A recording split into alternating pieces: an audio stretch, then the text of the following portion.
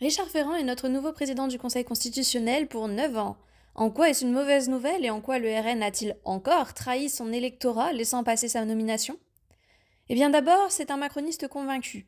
Donc peu importera les exactions de notre président, il le couvrira tout simplement. Mais ce n'est pas tout. En bon macroniste, notre cher monsieur Ferrand a de nombreuses casseroles aux fesses. D'abord, l'affaire des mutuelles de Bretagne. Il est accusé d'avoir favorisé sa compagne lors de plusieurs opérations immobilières alors qu'il dirigeait les mutuelles de Bretagne en 2011. Alors qu'elles sont évidemment subventionnées par l'État, les mutuelles de Bretagne sont une organisation à but non lucratif.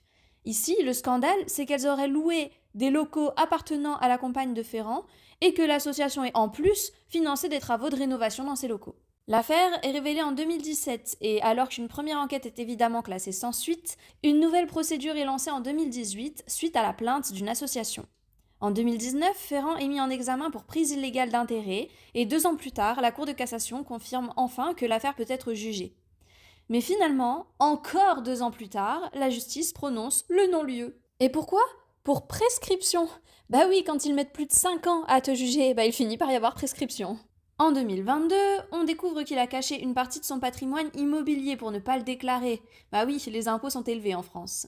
Bien sûr, il ne souffrira encore une fois d'aucune poursuite judiciaire. Enfin, alors qu'il était président de l'Assemblée nationale entre 2018 et 2022, il aurait profité de sa position pour opérer à du favoritisme, notamment dans des décisions administratives, des nominations et la gestion des marchés publics. Mais encore une fois évidemment, aucune enquête judiciaire n'a été ouverte. Comment justifie-t-on de mettre en président du Conseil constitutionnel une personne qui non seulement n'a aucune compétence dans le domaine constitutionnel, mais aussi qui soit aussi corrompue en ayant autant de casseroles aux fesses?